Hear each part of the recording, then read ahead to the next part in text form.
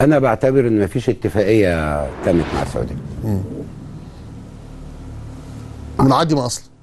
مفيش. اه اولا هو ما فيش لغايه التصديق من مجلس النواب يعني او استفتاء شعبي. كويس قوي. يبقى معنى كده ان احنا نبقى عارفين كمصريين احنا بنناقش قضيه مصيريه تتعلق بارضنا، باستقلالنا الوطني، بامننا القومي، بتاريخنا، بدم شهدائنا، بقيمتنا، بحجم مصر في اقليمها بدءا من الأمة العربيه والعالم.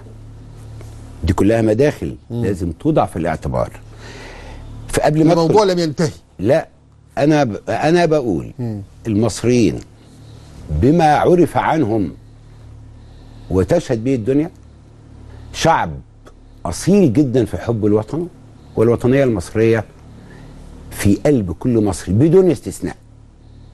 لن استثني احد، ولن ازايد في الوطنيه على احد، ولا يصح ولا يجب ولا يملك احد ذلك. ولا اريد ان تتحول هذه المساله لامر لا في المكايده السياسيه ولا في توجيه ضربات تحت الحزام. احنا عاوزين نحافظ على بلدنا، على ترابنا الوطني، على قيمتنا، على قوتنا، على امننا القومي. عشان كده قبل ما ادخل في الموضوع على اهميته، وهو شائك ومركب وعارف قد ايه الناس مهمومه بيه، وانا فرحان بان كل مصري بيسال دلوقتي عن تيران وصنافير، وده دليل ان ده شعب مش هيتاخد منه حقه. بما فيهم الشباب اللي بدا وكانه كاره وغير منتمي و اذا بيه اول الصفوف الغاضبه والمتذمره من تجاوز حق رايه هو وارادته في ارضه. ايوه. لان دي لحظه الحقيقه. اللي كانوا عندهم درجه من درجات شبه اليأس، الإحباط، الشباب اللي كان مشروعه الرئيسي ازاي هاجر من البلد دي، هو اللي النهارده بيقول ما دام ترابها بيتمس انا فداها.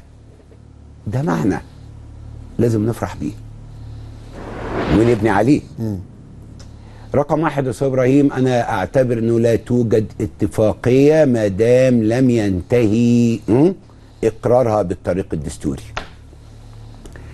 فالامضه اللي اتمضت دي ده حبر على ورق، وبالنسبه لي ده مش حبر، ده كتابه بالقلم الرصاص.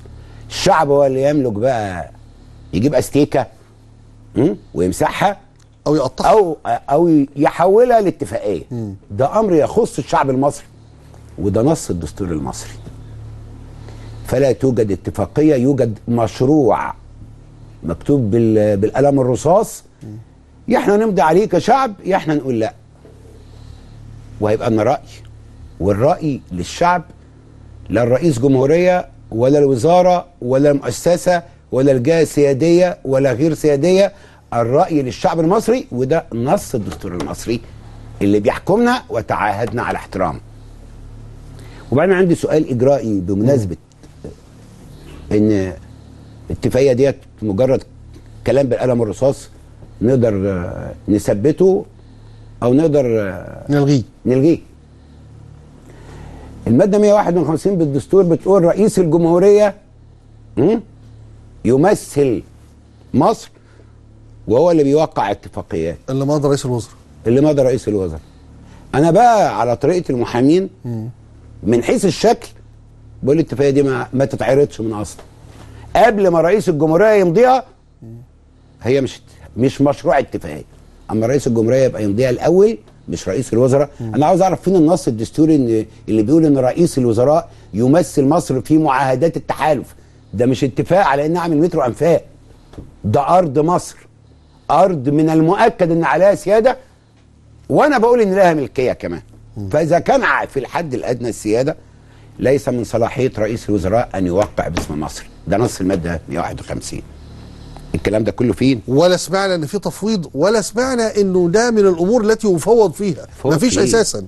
ده يعني دي مش معناه تفويض لرئيس الوزراء من قبل رئيس الجمهوريه فوض على المعاهدات، مفيش كده. في المعاهده لا.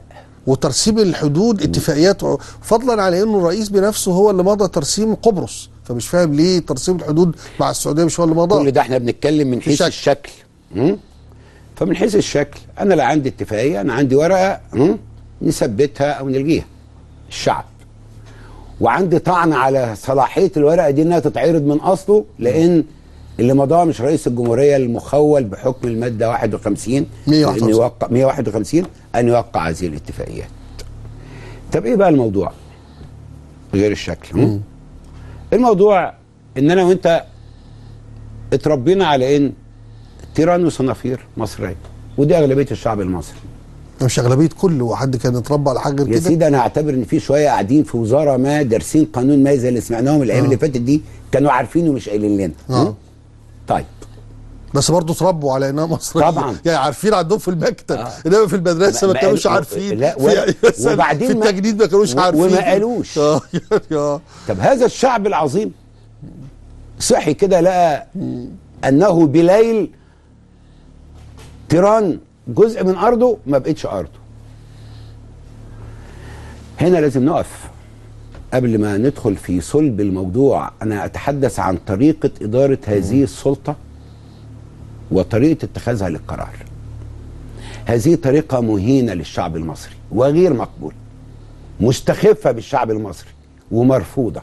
الشعب المصري ما يصحاش الصبح يلاقي جزء من ارضه تم التوقيع من اي سلطه على انها لم تعد ارضه، زعما بانها مش ارضه اصلا، وكأن برضه حد يقر قرار من غير الشعب ما يعرف. ايا كانت الحيثيات اللي هنرحب بان احنا نسمعها ونناقشها بالعقل وبالمنطق وبدون ضغينه ولا مكايده، لكن الاسلوب مرفوض. ليه؟ لان الكلام ده معناه ان في استهانه بالمصريين، في استخفاف، في استهتار.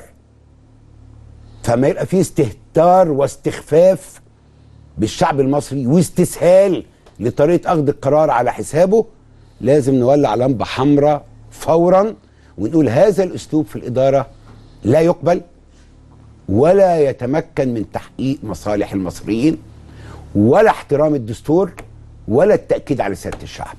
استاذ حمدين، بتعتبر ده بخصوص الحادثه دي تحديدا او الواقعه دي تحديدا، ولا ده منهج بنشوفه بقالنا فتره